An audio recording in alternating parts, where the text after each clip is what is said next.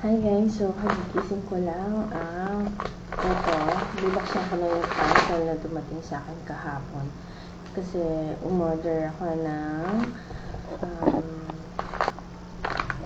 ganito.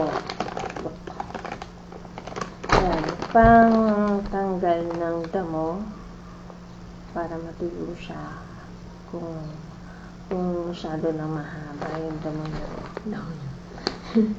Kasi yung gilid namin, laging tumataas yung damo, lalo na pag tag-ulan. Di ba nag-tag-ulan na ngayon? So, halos araw-araw. Parang nagbibilat pa. Halos araw-araw umuulan. Kaya, yung damo doon sa labas, lumalago na naman. So, tumataas na naman siya. Syempre, tag-ulan, hindi naman magupit agad.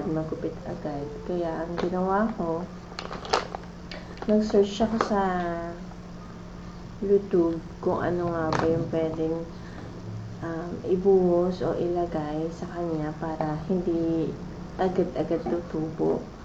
Kasi sobrang nakakapagod yung kada every week nagtatapos ako ng damo or nagugupit ako ng damo. Mabuti sana kung hindi siya ganun kalaki. Medyo mahaba kasi yung place. So, yun. Tatry natin to kasi nakita ko to sa TikTok. Kita ko siya na effective naman daw. So, tatry ko to. So, after 6 months daw po yata. Parang gano'n, after 6 months, bago siya tubuan ulit ng damo, parang mamamatay. Pag binuhos mo to, parang mamamatay. So, parang i-spread lang siya sa mga damong mahaba. Sana effective, parang hindi na ako mahirapan gupit ng gupit. So, yun guys, pakita ko sa inyo kung ano kung gano'n nakahaba yung damo doon sa gilid. Grabe, lagi kami nagugupit doon. Kasi balak namin taniman yan, yung gilid lang, yung mga gilid lang, pero hindi pa nga natataniman. So, ayun.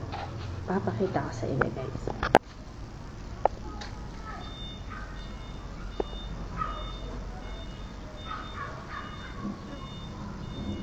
Ayan. Ayan, guys. Tapos ito, kinunting ko na yan.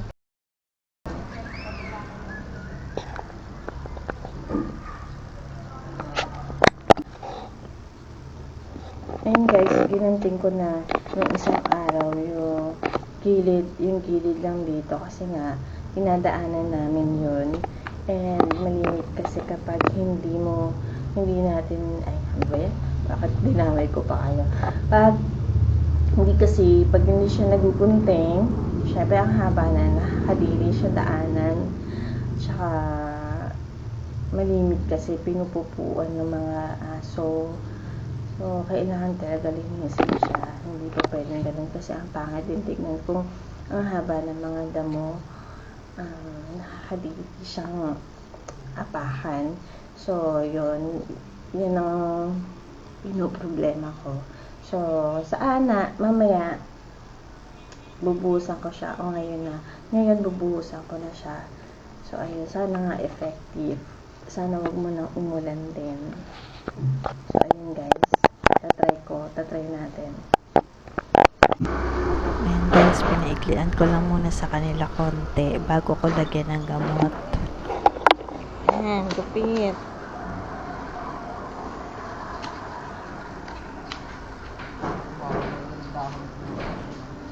Dapat pati yung isa maano yun no? Mapahasa.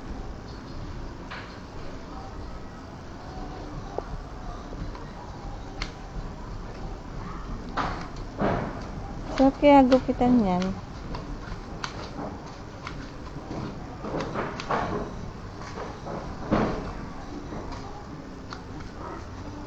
Matamaan mo, kuya mo.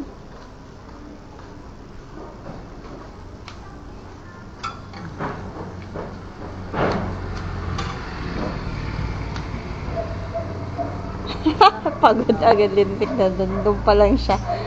Tignan mo nga yung natabas ko dyan. Oh. Uy, ako lang mag-isa. Paano sinong katulong ko? Ako lang mag-isa. Pagkahatid ko kami sa kanya.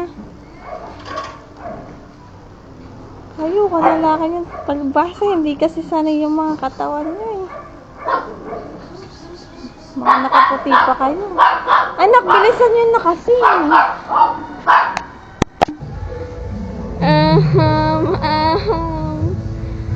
Mommy.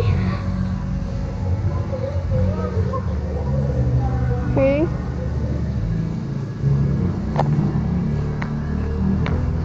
Yan.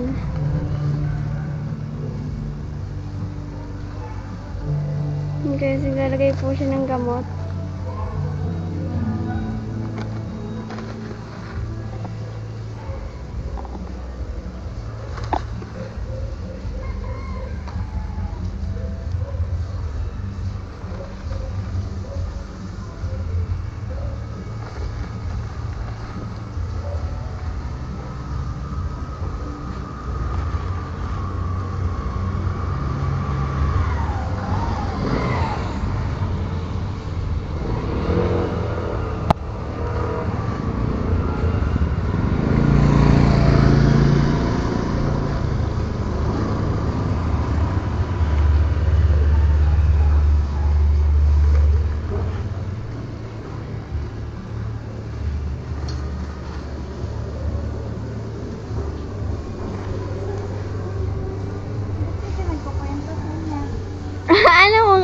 Ano sasabihin ko? So, my favorite color is pink. Or blue. My favorite color is blue and pink. Anong favorite color mo?